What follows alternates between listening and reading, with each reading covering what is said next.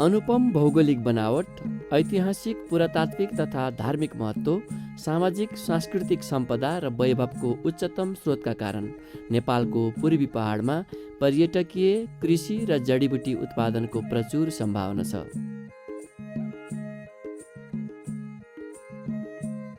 तथापि यातायात, सञ्चार, प्रचार प्रसार, पूर्वाधार र सम्भाव्यता खोजीको अभावमा ओझेलमा परेको विशाल सेरोफेरोलाई उत्तर दक्षिण भई फैलिएका 3वटा लेकाली डाँडाहरू थामडाँडा, टेम्के र सिलिचुङले सम्बोधन गर्दछन्।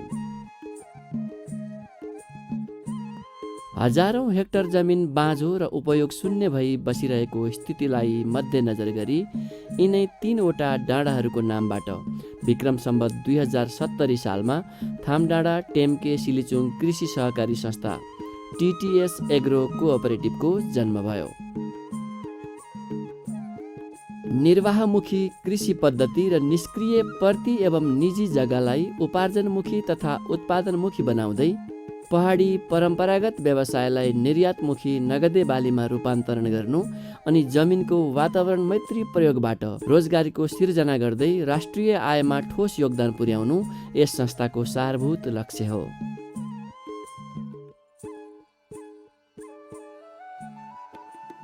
विभिन्न व्यावसायिक तथा बौद्धिक क्षेत्रमा कार्यरत अनुभवी र ऊर्जाशील व्यक्तिहरूको सोच, समर्पण र नेतृत्वमा यस सहकारी संस्थाको स्थापना भएको हो।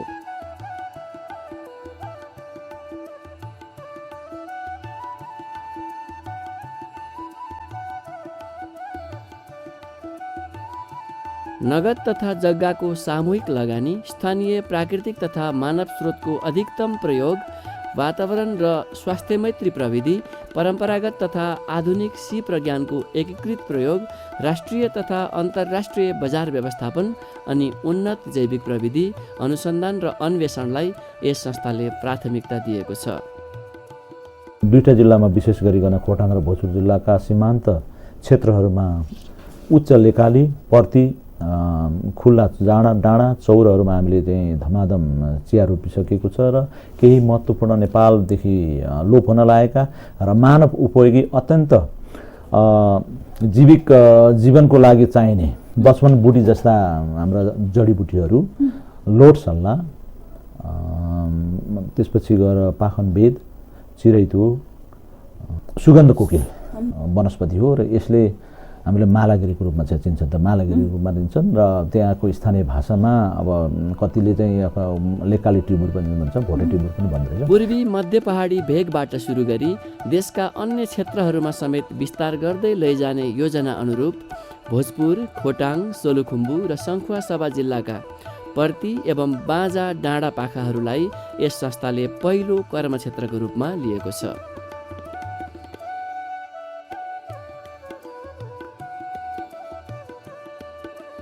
अर्थोडक्स चिया, बहुमूल्य जडीबुटी, सुगन्धित लेकाली वनस्पति र अन्य मूल्य श्रृङ्खलाका नगदे बालीको व्यावसायिक खेती, उत्पादन, प्रशोधन, प्याकेजिङ र बजारीकरण नै संस्थाका चरणबद्ध मार्गचित्र हुन्।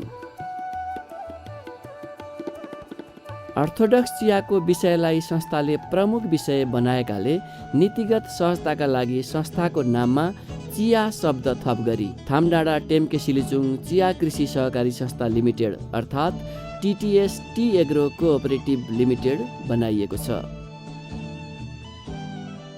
संस्थाले आफ्ना सदस्यहरूको क्षमता अभिवृद्धिका लागि बेला बेलामा तालिम, अभिमुखीकरण, कार्यशाला, अनौपचारिक प्रशिक्षण, गोष्ठी जस्ता कार्यक्रम सञ्चालन गर्दै आएको छ।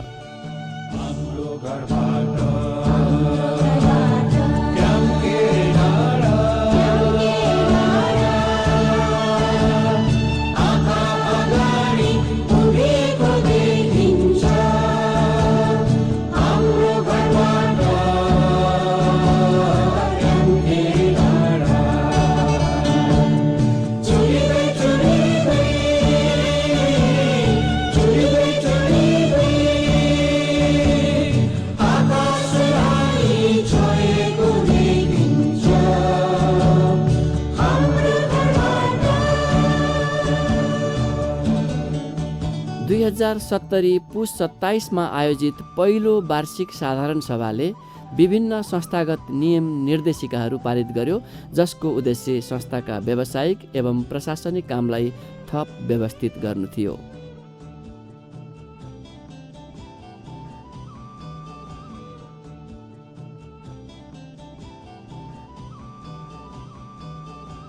यसै गरी 2071 साल चैत्र 29 गते आयोजित दोस्रो वार्षिक साधारण सभाले जग्गा व्यवस्थापन निर्देशिका तयार गरी 50 वर्षे करार खेतीका लागि जग्गा लिजमा लिने नीति पारित गर्यो।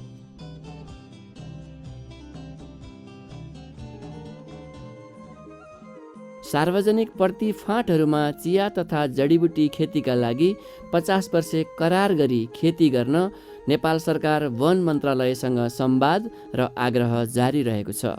यस करार खेतीबाट नियमानुसार राजस्व प्राप्त गरी नेपाल सरकारलाई प्रत्यक्ष लाभ प्राप्त हुनेछ। नेपाल सरकार कृषि मन्त्रालय अन्तर्गतको चिया तथा कफी विकास बोर्डबाट वार्षिक अनुदान सहयोग, प्राविधिक परामर्श, चिया डाली आपूर्ति, तालिम जस्ता कुरामा सहयोग भइरहेको छ भने कृषि विभाग र जिल्ला कृषि कार्यालयबाट प्राविधिक तथा वस्तुगत सहयोग अनि जिल्ला विकास समिति, वन कार्यालय, भू संरक्षण कार्यालय लगायत अन्य केन्द्रीय तथा स्थानीय निकायहरूबाट समेत विभिन्न प्राविधिक सहयोग प्राप्त भइरहेको छ।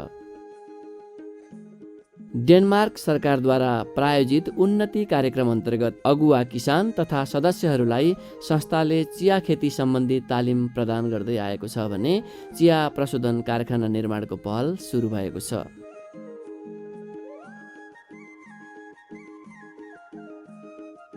संस्थामा लगानी गर्ने सेयर प्रवर्धकहरूदेखि 100 रुपियाँको सेयर लिएर सहभागिता र सक्रियता जनाउने सदस्यहरू समेत गरी 2073 मङ्सिरसम्म सेयर सदस्यहरूको सङ्ख्या 300 पुगेको छ र निरन्तर रूपमा सदस्यता बढाउने क्रम जारी छ।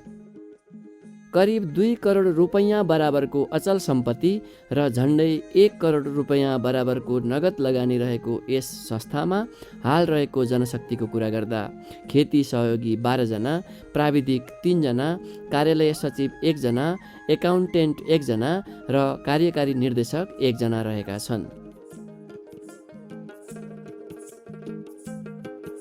यातायात सुविधाको अभाव रहेको दुर्गम गाउँ, त्यसमाथि वर्षायाममा त अझ सदरमुकामसम्म पनि गाडी पुग्न कठिन हुने मौसममा नै चिया बिरुवा सार्ने र नर्सरी विकास गर्नुपर्ने भएकाले भौतिक शास्ति र अधिक खर्च बेहोर्नुपर्ने वाध्यात्मक अवस्थाका बीच प्रतिबद्ध परिश्रमी हातहरूले संस्थाको अभियानमा साथ दिइरहेकै छन्। झरी, हिलो र चिप्लो नभनी चिया डालीको भारी बोकेर पसिना बगाउँदाको यो दृश्यले पौरखी हातलाई कसैले रोक्न सक्दैन भन्न सिकाउँछ। विगत वर्षहरूमा विभिन्न स्थानमा संस्थाले विकास गरेका चिया नर्सरीहरू र चिया रोपाईका बगानहरू हामी यसरी देख्न सक्दछौँ।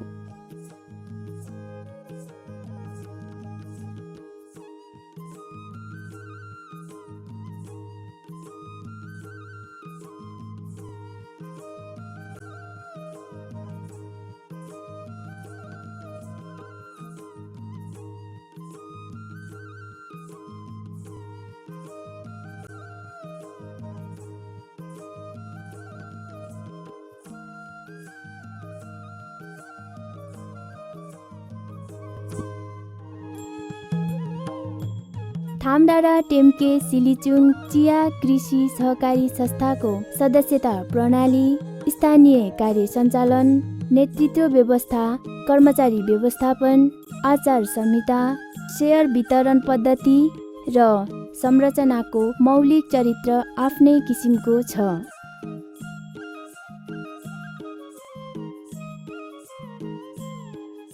विधान: केन्द्रमा निर्वाचित केन्द्रीय कार्य समितिलाई बोर्ड अफ डाइरेक्टरको रूपमा जिम्मेवारी छ भने केन्द्रीय लेखा समिति लगायत संस्थाका सल्लाहकार, आर्थिक तथा ऋण लगानी, खेती तथा उत्पादन, शिक्षा तथा प्रशिक्षण, कार्यक्रम तथा व्यवस्थापन र अध्ययन तथा अनुसन्धान उपसमितिहरूले विषयगत विभागीय कार्य सञ्चालन तथा मार्गदर्शनका केन्द्रीय निकायका रूपमा काम गर्दछन्। संस्थाको महत्त्वपूर्ण स्थानीय इकाइको रूपमा निश्चित खेती तथा उत्पादन क्षेत्रलाई बगानको रूपमा तोकिने र बगान क्षेत्रभित्रका अखण्डित खेती प्लटहरूलाई ब्लकको रूपमा विभाजन र विकास गरिएको छ। यसरी बगान र ब्लकहरूमा बसोबास गरेका वा कार्यरत सहकारी सदस्यहरूमध्येबाट क्रमशः नेता, उपनेता तथा राइटर पदमा नेतृत्व चयन हुन्छ।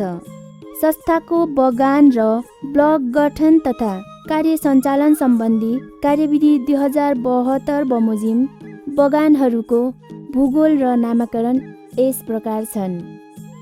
पामाखाम बतासे बगान, धेनताङ लहरेमाने बगान, भिमाचोक इउ बगान, देवनटार बयान बगान, भन्ज्याङखर्क डम्बरखु बगान, कुइभिर जन्तेढुङ्गा बगान, ओख्रे हुर्बु बगान, मैयुङ मेरुङ बगान, चखेवा चान्डाडा बगान, तिनचुले थिन्दिङखा बगान,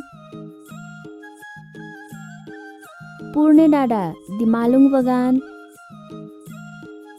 पान्धारे टेम्के बगान, सेल्मे मुलडाँडा बगान, छितापोखरी रिप्सुङ बगान, टेम्के छिनामखु बगान, सोलु साल्पा बगान। जडीबुटी उत्पादन र प्रवर्धनका लागि संस्थाले गरेको प्रयासलाई पनि हामी यसरी दृश्यमा देख्दछौँ।